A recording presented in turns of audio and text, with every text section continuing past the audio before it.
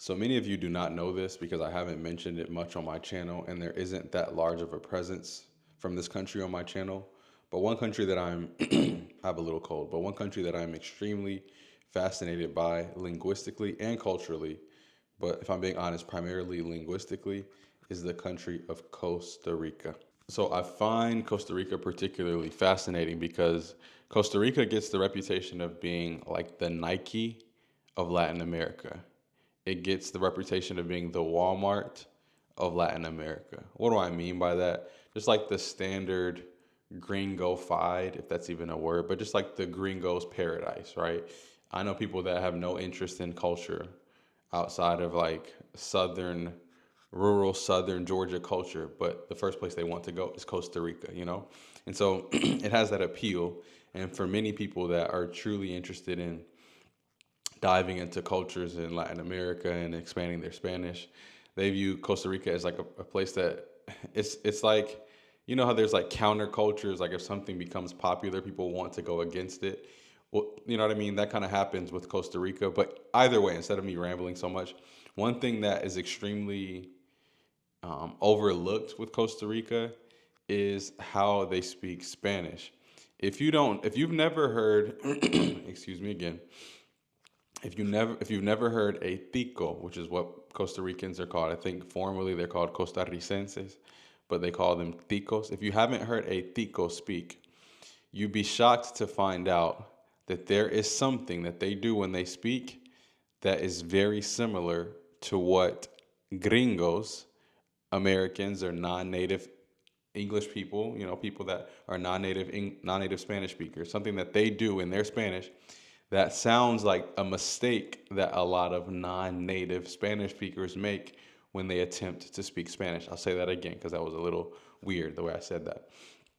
Costa Ricans, when they speak Spanish, there's something that they do that nobody ever talks about for some reason, but there's something that they do that sounds like a mistake that a lot of native English speakers make when they try to speak Spanish. Where did I get the idea for this video from? I'm going to get to the point, I promise. This video is going to actually be insightful. I got this video idea from someone that I spoke with who told me the issue with this person's Spanish is that he cannot roll his R's. Like he finds it impossible to do.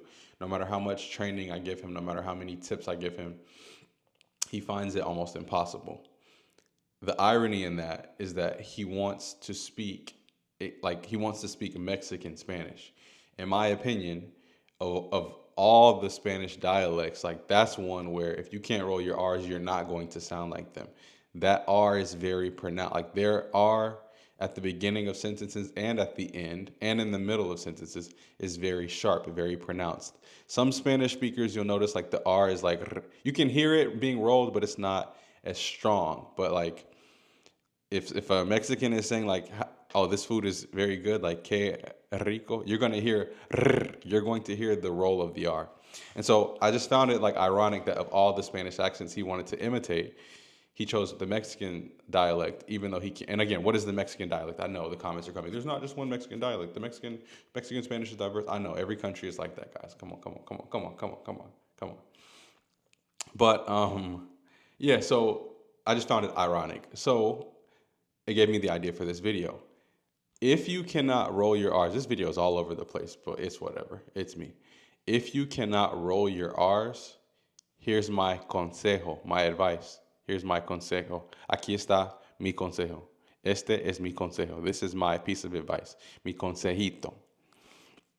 If you can't roll your R's, focus on Costa Rican Spanish. So shout out to my friend Nick for putting me in contact with some Costa Ricans. Again, I mentioned in my last video that I was supposed to go to Costa Rica earlier this year, and I was going to go visit a family through a friend of mine named Nick, who I did a video with. He learned Spanish in 10 months. If you want to watch that video, I'll put it in the description below. But either way, I was speaking to basically the equivalent of Nick's adopted family in Costa Rica. And I was listening to them speak, and I'm like, wait a second, Nick, wait. Am I going crazy? Are they not rolling their R's like when they speak? Am I missing that? Or am I hearing that correctly? Are they not rolling their R's? And Nick, shout out to Nick, he was like, Mike, I noticed the same thing. So after that, I started to do some investigating, guys, and Costa Ricans do not roll their R's in the same way that we're accustomed to hearing R's rolled. They don't, for the most part, from what I've seen. And I really want to go to Costa Rica to have this experience, to really investigate the way that they speak. But the R for them, like if they even say, like any other Latin American country, any other Spanish speaking country, because I'll even go Equatorial Guinea in Africa, when they say the name of that country, Costa Rica, you're going to hear them say Rica, Rica. If you ask, my goodness, this cold is killing me. Let me not say that. It's not killing me. I just have a cold. But if you ask a Costa Rican to say Costa Rica, they say some form of this. Costa Rica, Rica. Like they literally say it with the English R. And that applies to a lot of different words. What I'm going to do, instead of you guys listening to me sit here and talk this entire video, I'm going to, as always, go to some clips. I'll do some freeze frames and I'll talk over them. And I want you to notice this unique phenomenon in Spanish of Costa Ricans in the beginning of words, sometimes in the middle of words with double R's, and definitely at the end of words. They're not pronouncing the R in the way that we're accustomed to learning the way that the R sounds. And in my opinion, it sounds as if they're pronouncing the R the same way that someone who's a native English speaker would pronounce the R if they're unable to roll their tongue, like roll the R. So let's get into these video clips. I'm going to just play them at first, and I want to see if you notice what I'm talking about. And if you do notice what I'm talking about, and you have been to Costa Rica, or if you've noticed this before, let me know. But this is just an interesting phenomenon. Literally, I've been meaning to make this video for years, but even like right before recording this video, I looked online for any videos that detail this. I don't even see any, not even many by native Spanish speakers. It's insane. But let's get into these clips. Again, I'll play them pegados, like back to back next to each other, and then after that I'll do some freeze framing and I'll highlight what I want you to notice. And again, this video is really more, it's not really to teach you anything, it's just to explore this phenomenon that I've noticed. And again, to let you guys know, if you can't roll your R, you might want to try to imitate as best as you can. If you're going for having a specific accent from a specific country, Costa Rica might be the place that you want to imitate. So let's get into those clips. ¿Decir Ricardo qué? Ricardo Rojas Ramírez. Ricardo Rojas Ramírez. Ahora sí vos. Ricardo Rojas Ramírez. ¿Qué diferencia? ¿Qué diferencia? Venga. Ay, otra más. Bien, diga Costa Rica. Costa Rica. Otra vez. Carro rojo con parrilla arriba. Carro rojo con parrilla arriba. Carro rojo con parrilla arriba. Guatemala también es un país precioso. Hay que viajar por las montañas. Yo creo que Guatemala y Costa Rica son países lindísimos en Centroamérica. No mucho. Sí sé que de Costa Rica va mucha gente a visitar porque hay lugares muy hermosos que realmente sí, también me gustaría ir a conocer. La verdad no sé mucho, pero sí me gustaría ir al país a visitarlo. He visto que mucha gente acá visita ese país y quiero ir para conocer de la cultura. Eso es meramente un quetzal, la verdad. No sé mucho y un poco de las ruinas, eso es todo, la verdad. Pero tengo que ir a visitarlo, la verdad, quiero conocer un poquito más. Qué bueno. Usted que si quiere ver más rastas, usted nada más busca donde hay música reggae. ¿Quieres dar por alguna desconformidad que tengas con la actualidad del país? La seguridad. La seguridad que estamos viendo ahorita no es nuestro país. Realmente nos sentimos solos a nivel de gobierno. Decimos, ¿qué pasa? Porque nosotros no tenemos seguridad de poder salir. Nuestros jóvenes, nuestros adultos mayores, esta situación nos está alcanzando y se está saliendo de nuestras manos. ¿Qué parte tiene razón el señor presidente Rodrigo Chávez?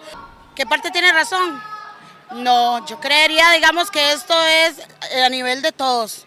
A nivel, digamos, del Ministerio de Seguridad, Ministerio del Presidente, todos tienen una culpa porque, digamos, se deberían de hacer medidas que vengan a ayudar y a cerrar, si posible, fronteras, si posible, la migración. Si es una señora a partir de los 30 para arriba, ¿qué más aquí le gusta? O restaurantes. Igual, al final del live les podemos decir cómo seguirnos en en Instagram, que es donde somos más activos. Y fue algo tan impactante para nosotros saber que uno podía vivir sin tener que trabajar, porque toda la gente que teníamos alrededor solamente trabajaba y trabajaba y trabajaba y ya se estaban haciendo viejos y seguían endeudándose y trabajando y endeudándose. Y cuando nos dimos cuenta que no había que vivir así, sino que uno podía vivir feliz, disfrutando la vida y sí, puede trabajar, pero que no, exacto, que no fuera como una necesidad de intercambiar tiempo por dinero toda la vida, ¿verdad? Dijimos, démosle con todo hasta que logremos nosotros poder retirarnos jóvenes. Nos pusimos la meta de retirarnos en los primeros 5 años y en 4 años, en realidad, en ese momento no existía el término FIRE, que ahora es Financial Independence Retire Early, pero básicamente eso fue lo que logramos en 4 años. Aquí estamos ¿con quién?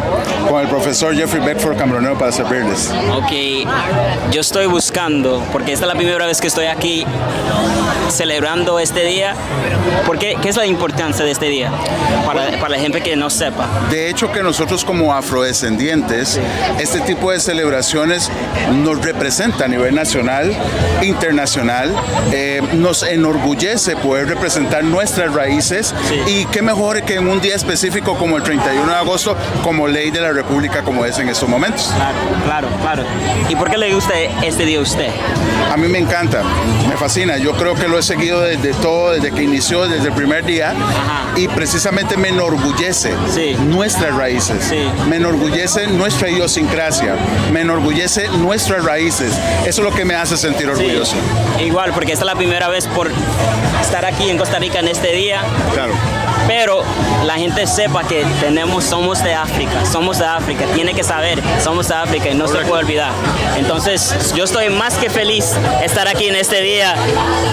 La comida, la gente, la cultura, las mujeres, ay, con mucho gusto. El traje, la ropa, la comida, el baile, el carisma.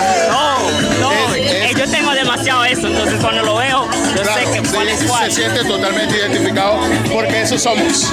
Somos una cultura totalmente rica en diversidad de talentos y por lo tanto, pues como podemos ver en un desfile, una manifestación como esta, podemos ver la gran diversidad de cultura que tenemos y que nos hace sentir orgullosos. Con mucho gusto, Mike. Un placer y un gusto. Pura vida, güey. Gracias. Aquí estamos con María José Porras. Y dice, ok, mire, esta es la primera vez que yo estoy de Costa Rica, pero la primera vez que estoy en Costa Rica en este día. ¿Me puede explicar la importancia de este día?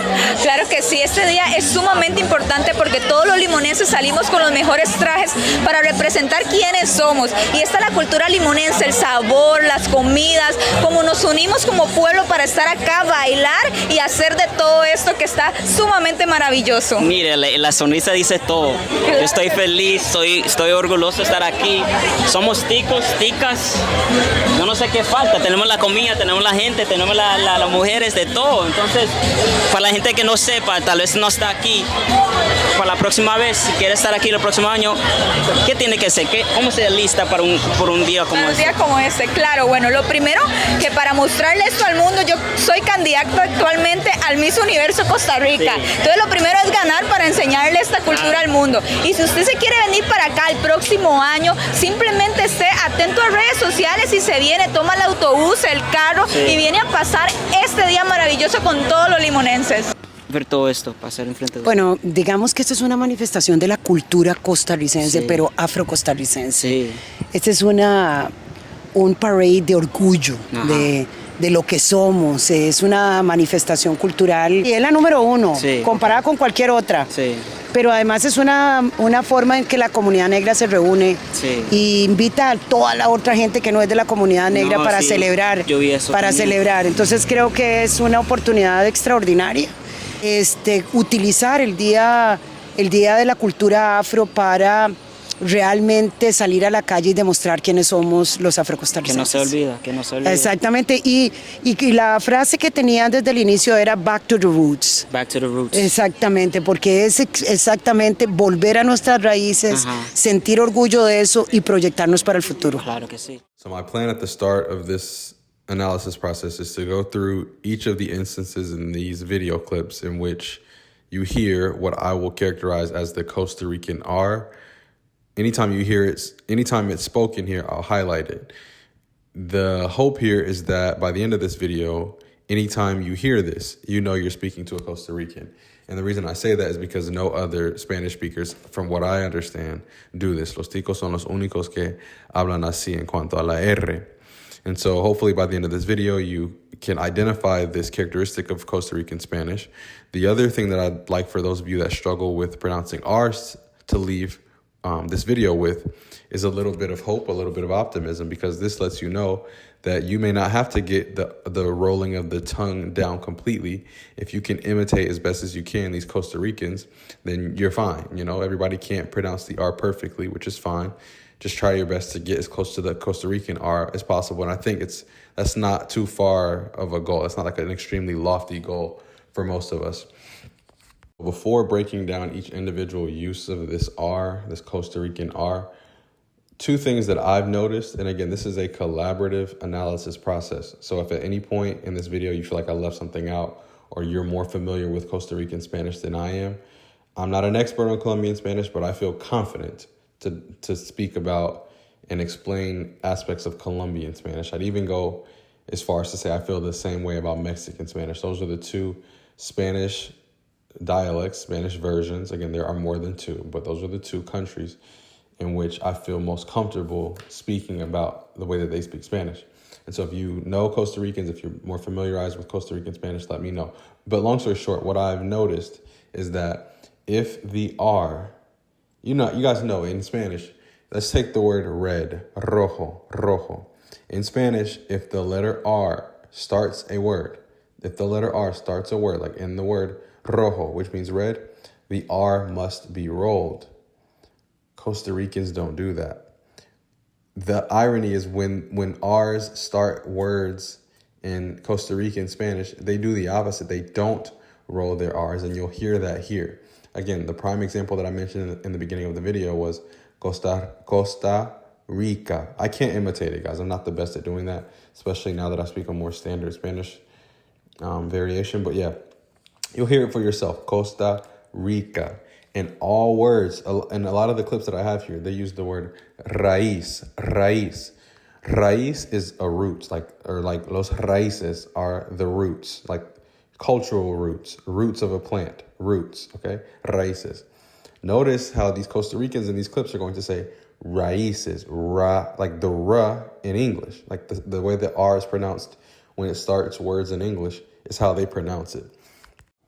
I find this funny because I literally, to mess with my students at school. So what happens is if I get a new student that has come from, I don't know, El Salvador, in the beginning, when they first come, I do speak to them in Spanish just so that they can have, an advocate in the school that they know speaks their language and all that kind of stuff. So, my students get comfortable knowing, my Spanish speaking students get comfortable knowing like, hey, if all else fails, I can speak to Mr. Benjamin in Spanish. But over time, the students, once their English is good enough, I progressively stop speaking to them in Spanish. And that could be after a month, 2 months, depending on how fast the kid learns the language. But either way, I stop speaking to them in Spanish and I only speak to them in English. Well, what happens if a kid gets accustomed to you speaking to them in Spanish? Even when they have the ability to speak to you in English, they revert back to Spanish to make it easy. And so I mess with my students. I mess with my kids sometimes when they ask me a question in Spanish and I know that their English is strong enough to answer. I'll say something like this. Lo siento mucho, muchacha. No te puedo repetir lo que dije porque tú no tomas mis consejos en serio. Like I'll exaggerate a gringo accent. The irony here is some of the ways that I pronounce those words is how, again, and at an exaggerated, like I'm exaggerating a bit, but like technically the way I pronounce some of those words in terms of the R sound is how Costa Ricans pronounce certain R sounds. So again, I've already gone over the beginning of words that start with R. Words that start with R, that R sounds like re. Sometimes they roll it, but it's very faint. But like for the most part, you'll hear these clips, they don't roll it. The other thing, if you have a double R, like carro, carro, C-A-R-R-O, carro, that double R needs to be rolled. a lot of times the Costa Ricans don't roll that. They say it like it's not rolled, but it doesn't sound like caro either, which means expensive. They just kind of say it in a weird way. Like, it's not weird. I mean, it's just different. It's like gringofied, okay? So again, you'll even see later in the clips, this lady says her name, and her last name, su apellido, her last name has a double R in it, and she says it like an English R sound. The last thing is at the end of words, that at the end of AR verbs, a lot of times, Costa Ricans also pronounce the R like an English R. Like instead of saying tomar, tomar, sometimes you'll hear them, again, I'm bad at imitating, but sometimes you'll hear them say like tomar, tomar, tomar, tomar. Like they'll say it as if they're saying AR the same way that AR would sound in English. And so let's get into these clips. I'll break down each one, but I want you to look out for those things. Yeah, let's go over that. Decir Ricardo qué? Ricardo Rojas Ramírez. So the guy recording this video is making fun of this guy in jest. You know, they're joking around, but he has no reason to talk. I can tell, and I'm not saying it's bad, but I'm just saying he has no reason to talk because I can tell he's Costa Rican. Because listen to how he said decir, decir. Listen to how he said that. Decir Ricardo qué? Ricardo Rojas Ramírez. Decir Ricardo qué? Ricardo Rojas Ramírez. So again, they're making fun of him because his name is Ricardo. If your name starts with an R, according to standard Spanish, quote unquote, your name is not Ricardo, it's Ricardo, Ricardo, right? And so that's why they keep saying, like, say your name, say your name. Ricardo, that's your name? Okay, Mr. Gringo. You know, I think this is in Guatemala somewhere. Yeah, Ricardo Rojas Ramirez is how, quote unquote, they would expect him to say his name, but he's saying Ricardo Rojas Ramirez. He's saying it like again, like a gringo. But that's actually standard in Costa Rica, according to what I've seen online. I've never been to Costa Rica. Decir Ricardo qué? Ricardo Rojas Ramírez. Ricardo Rojas Ramírez. Ahora sí vos. So I'm pausing here so that you guys can pay attention to how this other guy says the first guy's name. Listen to the rolling of the R. That's the contrast that they're making there.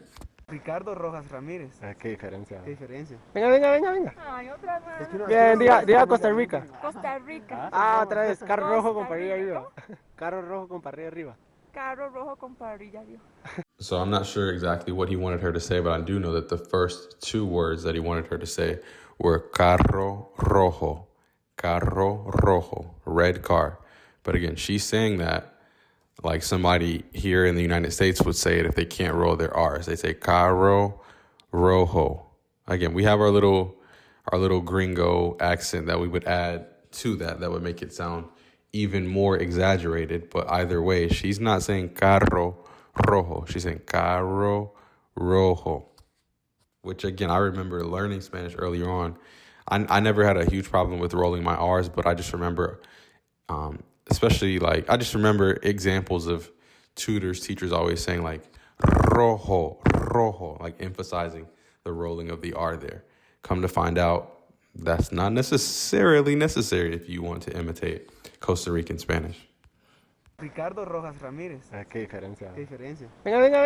Ay, otra más. Bien, diga Costa Rica. Costa Rica. Otra vez. Caro rojo con parrilla arriba. Caro rojo con parrilla arriba. Caro Rojo con parrilla arriba. So again, in this instance, we're going to hear these women just say Costa Rica with that characterized R that we've talked about when they say Rica. But I want you to listen to the second lady with like reddish orange hair. Listen to how she says, what did she say? Give me 1 second. Yeah, so she was saying realmente. Again, if you're accustomed to Spanish, you know most Spanish speakers are going to emphasize the rolling of the R in the word realmente. Realmente. Realmente. I shouldn't be this close to the mic, but realmente. She's saying realmente. She's saying the R, if you listen closely enough, she's saying the R in the same way that you pronounce R in English. What's clouding that a bit is just because she's speaking Spanish with a standard accent outside of that sound. You know, I think the R, when native English speakers are speaking Spanish, it hits you in the face when they say it because their accent in general sounds that way. Excuse me. But in this case, this woman's accent in Spanish is a native accent. It's just when she says realmente, it's realmente. It's weird. Guatemala también es un país precioso. Hay que viajar por las montañas. Yo creo que Guatemala y Costa Rica son países lindísimos en Centroamérica. No mucho. Sí sé que de Costa Rica va mucha gente a visitar porque hay lugares muy hermosos que realmente sí, también me gustaría ir a conocer. For our next guy, we're going to listen to the ending R. So the R that we hear on AR verbs. Listen to how he says visitar. If you listen to Spanish speakers in other countries, a lot of times the AR at the end of that is even going to roll. They're going to say visitar. This guy says visitar. I can't imitate it, but listen to it. La verdad no sé mucho, pero sí me gustaría ir al país a visitarlo.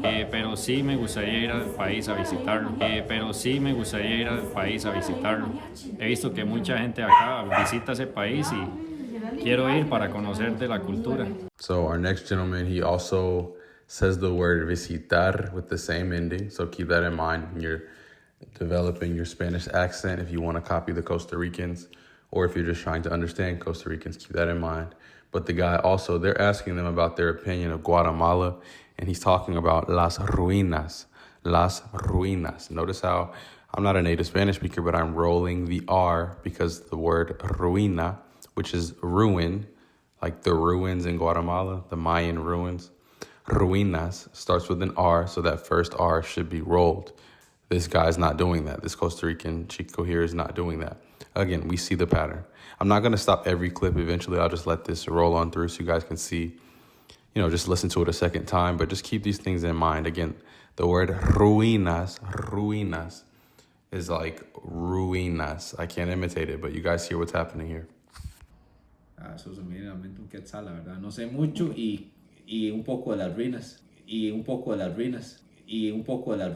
Eso es todo, la verdad. Pero tengo que ir a visitarlo, la verdad, quiero conocer un poquito más. Again, I sound like a broken record at this point, but we got this gentleman here talking about the number of Rastas, Jamaican descendants in San Jose, Costa Rica. And notice he does not say Rastas. Listen to how the letter R is pronounced at the start of that word. In every other country, they would say Rastas. And for those that don't know, Rastas, look, I'm almost speaking like a Costa Rican, but Rastas are the people, like Rastafarians. But like in a lot of countries, also Rastas are like locks, like dreadlocks. I think you're supposed to call them locks. So like hair locks, like locks, this hairstyle that Rastafarians wear. So yeah, but either way, in other countries, when they say that hairstyle and when they describe that group of people, they'll say Rastas, not the way he's saying it here. Okay, bueno. Usted que si quiere ver más rastas, usted nada más busca donde hay música reggae. ¿Quieres dar por alguna desconformidad que tengas con la actualidad del país? La seguridad. I'll put an exclamation point where I want you guys to focus in and listen, but listen to how she says realmente. She's saying the R as if it were an English R. Not quite, but it's definitely not a traditional Spanish R. La seguridad que estamos viendo ahorita no es nuestro país. Realmente nos sentimos solos a nivel de gobierno. Listen also to how she says the word gobierno. Most Spanish speakers put a little roll in that R. Gobierno. It's like your tongue kind of catches the roof of your mouth to say that word gobierno, but she doesn't say it like that. She says it like gobierno. Again, not exactly. I can't imitate it exactly, but you guys see my point there. Gobierno decimos, ¿qué pasa? Porque nosotros no tenemos seguridad de poder salir, nuestros jóvenes, nuestros adultos mayores, esta situación nos está alcanzando y se está saliendo de nuestras manos. ¿Qué parte tiene razón? Él tiene razón, el señor presidente Rodrigo Chávez. Next, listen to how the interviewer says, ¿qué parte tiene razón? Razón should be razón. This guy says, ¿qué parte tiene razón? tiene razón, el señor presidente Rodrigo Chávez. ¿Qué parte tiene razón? ¿Qué parte tiene razón? ¿Qué parte tiene razón? No, yo creería, digamos, que esto es a nivel de todos. A nivel, digamos, del Ministerio de Seguridad, Ministerio del Presidente, todos tienen una culpa porque, digamos, se deberían de hacer medidas que vengan a ayudar y a cerrar, si posible, fronteras, si posible, la migración. Here's what I was referring to earlier in the video where the double R sound in the middle of a word turns into a traditional English R. Or not traditional, but semi-English R. That word that she said is to close, which means cerrar. Cerrar has two R's in there, so that means that indicates that you need to roll the R. She doesn't do that.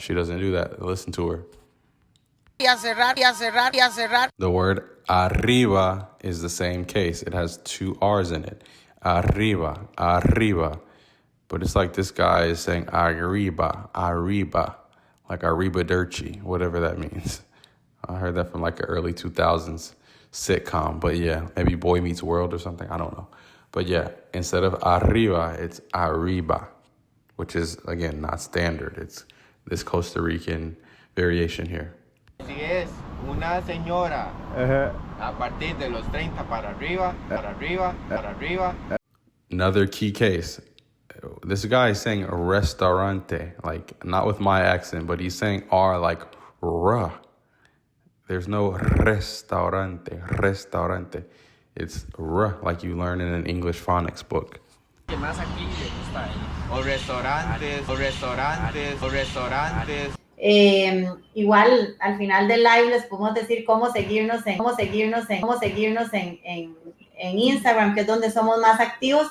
Cómo seguirnos. That is unique. Again, that little twang, I like to call it, that little twist, that little turn in the Spanish. This is key.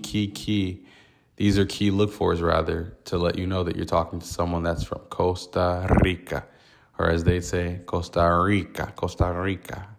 I don't know how to imitate it. Y fue algo tan impactante para nosotros saber que uno podía vivir sin tener que trabajar, porque toda la gente que teníamos alrededor. Listen to the word alrededor. This woman could have me fooled off of two things, off of the way that she's speaking and even physical appearance and mannerisms. I might assume that she's Colombian until I hear her say a word like this, alrededor. Because I don't hear in the middle of that word, I don't hear these R's rolling. I hear them sounding like R, alrededor. Sí. Solamente trabajaba y ya se estaban haciendo viejos y seguían endeudándose y trabajando y endeudándose. Y cuando nos dimos cuenta que no había que vivir así, sino que uno podía vivir feliz, disfrutando la vida y sí, puede trabajar, tranquilo. Pero que no... Exacto, que no fuera como una necesidad de intercambiar tiempo por dinero toda la vida, ¿verdad? Sí. Dijimos, démosle con todo hasta que logremos nosotros poder retirarnos joven. Retirarnos. Listen to how she says retire ourselves. Retirarnos. I don't hear an R rolling there, guys. You let me know if I'm going crazy. I don't hear it. This is Costa Rican Spanish here. This is why I'm super excited to go to Costa Rica. On top of that, I just feel like Costa Ricans, from what I've seen and the ones that I've met, just super nice, very educadas, personas muy educadas. And I'm talking academically educated, but just like socially educated. They have some, I don't know, I could be wrong, but it just seems like they're a nice quality group of people. Again, every country has good and bad, but I'm just saying, I definitely want to go there. But yeah, listen to how she said that word, those R's there. Retirarnos jóvenes. Sí. Nos pusimos la meta de retirarnos en los primeros 5 años y en 4 años. En realidad, en ese momento no existía el término FIRE, que ahora es Financial Independence, Retire Early. Pero básicamente eso fue lo que logramos en 4 años. So to close this video, I'm not going to say much more. I'll just repeat through editing the instances in which this woman uses the characterized Costa Rican R. Random. But this is just so cool to me. This is, again, something that speaks to the Costa Rican people. This woman that you guys are looking at is the former ex-president of the country. She was not president. She was the former vice president of Costa Rica. And she's out at this festival willing to do interviews with a Costa Rican diasporan who just wants to do a street interview for his YouTube channel. That speaks to what I talk about sometimes in my travels, like just a country with just chill, humble people, you know? And again, she doesn't represent the entire country, but that is telling, you know?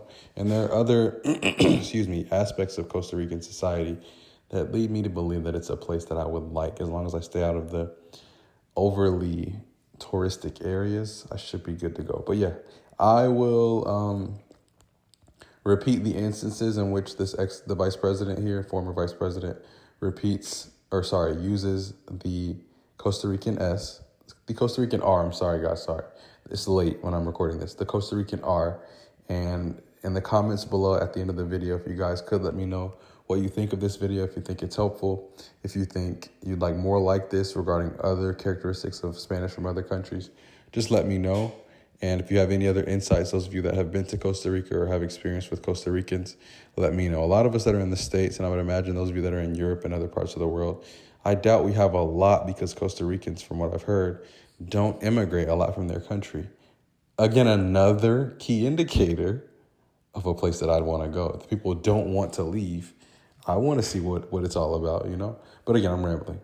Let's stick to the point. So yeah, hope you guys enjoyed the video. I'll let it play out until the end. Hopefully you catch what I'm talking about here with this vice president's use of the R, and I'll see you guys in the next one. Ver todo esto, pasar enfrente de... Bueno, digamos que esto es una manifestación de la cultura costarricense, cultura costarricense, pero afrocostarricense. Sí. Este es un parade de orgullo, de lo que somos, es una manifestación cultural y es la número uno, comparada con cualquier otra. Sí. Pero además es una forma en que la comunidad negra se reúne y invita a toda la otra gente que no es de la comunidad negra para celebrar. Yo vi eso celebrar. Entonces creo que es una oportunidad extraordinaria utilizar el día de la cultura afro para realmente salir a la calle y demostrar quiénes somos los afrocostarricenses. Que no se olvida. Exactamente, y la frase que tenían desde el inicio era back to the roots. Back to the roots. Exactamente, porque es exactamente volver a nuestras raíces, sentir orgullo de eso y proyectarnos para el futuro. Claro que sí. ¿Cómo estás? Aquí estamos ¿con quién? Con el profesor Jeffrey Beckford, cambronero para servirles. Ok, yo estoy buscando, porque esta es la primera vez que estoy aquí celebrando este día. ¿Qué es la importancia de este día para la gente que no sepa? De hecho, que nosotros como afrodescendientes, este tipo de celebraciones nos representa a nivel nacional, internacional. Nos enorgullece poder representar nuestras raíces, y qué mejor que en un día específico como el 31 de agosto, como ley de la República como es en estos momentos. Claro. ¿Y por qué le gusta este día a usted? A mí me encanta, me fascina. Yo creo que lo he seguido desde que inició, desde el primer día. Ajá. Y precisamente me enorgullece nuestras raíces. Sí. Me enorgullece nuestra idiosincrasia, me enorgullece nuestras raíces. Eso es lo que me hace sentir orgulloso. Sí. Igual, porque esta es la primera vez por estar aquí en Costa Rica en este día. Claro. Pero la gente sepa que somos de África, tiene que saber, somos de África y no se puede olvidar. Entonces yo estoy más que feliz de estar aquí en este día. La comida, la gente, la cultura, las mujeres, ay, con mucho gusto. El traje, la ropa, la comida, el baile, el carisma. Yo tengo demasiado eso, entonces cuando lo veo, yo sé que cuál es cuál. Se siente totalmente identificado porque eso somos. Somos una cultura totalmente rica en diversidades de talentos y por lo tanto, pues como podemos ver en un desfile, una manifestación como como esta podemos ver la gran diversidad de cultura que tenemos y que nos hace sentir orgullosos. Con mucho gusto, Mike. Un placer y un gusto. Pura vida, güey. Gracias. Aquí estamos con María José Porras. Y dice, ok, mire, esta es la primera vez que yo estoy de Costa Rica, pero la primera vez que estoy en Costa Rica en este día.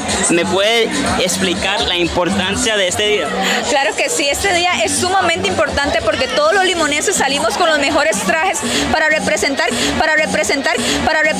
quiénes somos. Y esta es la cultura limonense, el sabor, las comidas, como nos unimos como pueblo para estar acá, bailar y hacer de todo esto que está sumamente maravilloso. Mire, la sonrisa dice todo. Yo estoy feliz, estoy orgulloso de estar aquí. Somos ticos, ticas. Yo no sé qué falta. Tenemos la comida, tenemos la gente, tenemos las mujeres, de todo. Entonces, para la gente que no sepa, tal vez no está aquí, para la próxima vez, si quiere estar aquí el próximo año, ¿qué tiene que hacer? ¿Cómo se lista por un día como este? Un día como este, claro. Bueno, lo primero que para mostrarle esto al mundo, yo soy candidato actualmente al Miss Universo Costa Rica. Sí. Costa Rica. Sí. Entonces lo primero es ganar para enseñarle esta cultura al mundo. Y si usted se quiere venir para acá el próximo año, simplemente esté atento a redes sociales y se viene, toma el autobús, el carro Sí. y viene a pasar este día maravilloso con todos los limonenses.